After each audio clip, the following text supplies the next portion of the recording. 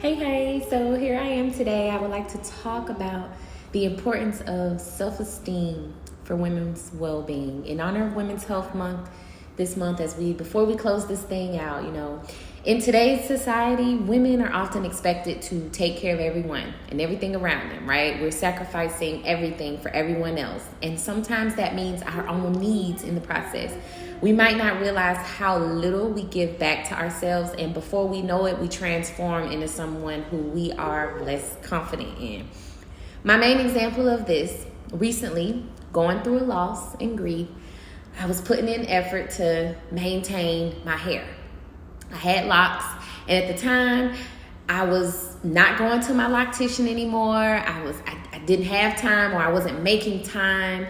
And one day I looked at them and decided, I'm cutting them off. I tried to maintain them, but they had gotten too chunky, and I made every excuse. So anyways, I cut them off. And then I looked at myself with my short afro, and I'm like, who have I become? I was so distraught with my appearance, and it hit me. I've always had long hair, and I've gone through emotions over it, being straightened, blown out, and that was the hair that I had, and that's the hair my husband fell in love with. And as a teenager, I actually did want long hair. And as I grew up and got into dance more, I actually hated that I sweated in my head so much. And I constantly had to either wash or blow dry that hair, press it out. And then in my late 20s, I was just exhausted with that. I was tired with that. And so I got really excited, and I went for the big chop, right? Cut it all off. But this time was different for me. Looking at my nappy little afro, I didn't feel better. I didn't like myself. And I immediately wanted to just throw my bonnet on and hide in the closet. And I realized, wow, my hair, not being slayed or tidy, really brought me shame and made me feel like I was not the beautiful creature that I am. If I had to compare this to my skin issues, as a teenager, I struggled with acne most of my life, as most of us do. And I remember this was a terrible time. And many times I actually hated myself and did not even want to go to school or allow anyone to look at my face. I remember my posture even used to be affected. I couldn't stand tall because I was worried about if people were looking at my blemishes or the scars from pimples. Even now, whenever I get one bump here and there or a pimple here and there, I am less encouraged to even go outside or even face the world. I have no clue what to do with makeup. And even if I did, I just don't want to use it. So having skin issues and scars just kind of like destroys my self-esteem and my self-confidence. And it makes me just not even want to go into the world. And if I had to think about how my body has transformed, right? My body has now transformed after being a mom or becoming a mom and then going through my recent loss. And now I'm struggling to reset my metabolism, which has to do with, or has caused me to gain more weight and not be able to get rid of that weight as easily as I used to. It's even harder with that. Now, to make matters even worse, I'm more stressed on a daily basis. So this little extra belly flab of mine that seems to be like it's here to stay and ain't going nowhere just reminds me that I have more work to do.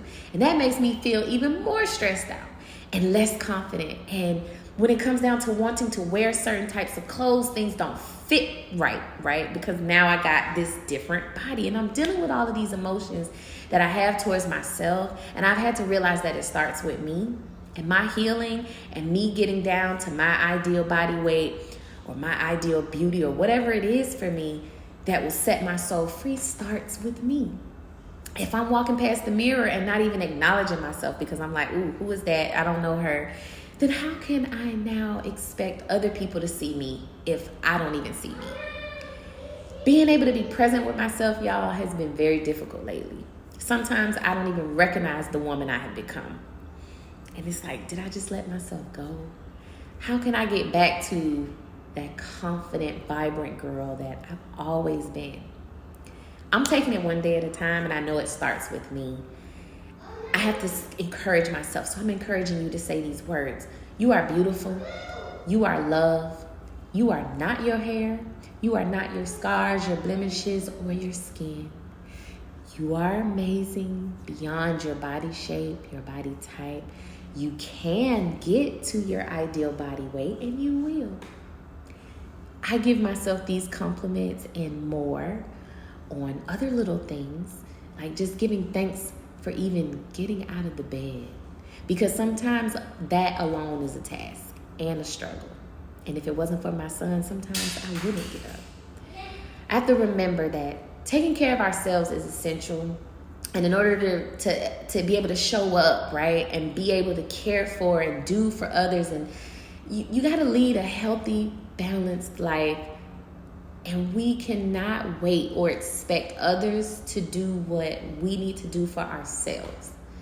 We can't be looking for validation from other people, because that can leave you feeling disappointed and depleted. And I see it like this. Talk is cheap. We need to hear compliments, yes, and affirmations, yes, from others, but we cannot rely on that, because one thing that is for certain is your truth is the only truth that matters. You can't be bothered with if someone else finds you attractive. My daddy never taught me or told me, oh, you're beautiful. I had to develop that on my own. I had to develop that confidence in myself, and all my life I have carried it up until now. I realized, wow, I really shut myself down with a lot of negative selfishness, bad, mean voices in my head. And I have to remember that that is all in my head. I had to put that little voice in check. Now, I'm attracted to confidence, and I want my partner to believe in that for himself first, right? He needs to believe in himself first before he can expect me to. So this is why connecting to and caring for yourself is important. So whenever you're lost, you can find your way back, because you can be reminded that it's just you. Self-care is a broad term. It encompasses physical and emotional and spiritual well-being. So taking time to really nourish your body with healthy fuel and healthy hydration, rebalance and freeing your mind and your soul is essential for your overall health and happiness. This means that you need to be taking breaks from your daily stresses and engage in activities that actually bring you joy and relaxation. Self-care, it can be an important part of anyone's life, but especially women. We can easily get lost and not realize that we're not giving any time to ourselves. And we look up and wow, who have we become? Physical self-care, this is going to be getting enough sleep, eating a healthy, balanced diet, exercising regularly. You need to just, like I said, find something that you enjoy and do it for 20 to 30 minutes every day. Your emotional self-care is very important.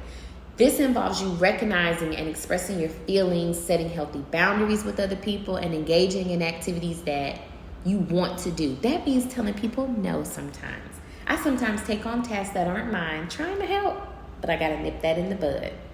Your spiritual self-care, this can mean anything from taking time for prayer and meditation to engaging in creative activities like painting or sewing or putting things together. But whatever you have to do for self-care is important for women in our well-being, and this should not be neglected.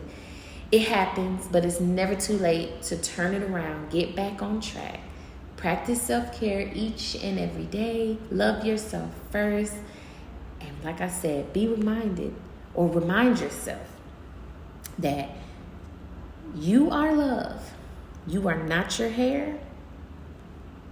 You are working towards getting to being that ideal body type or shape, whatever that is for you. But love yourself first.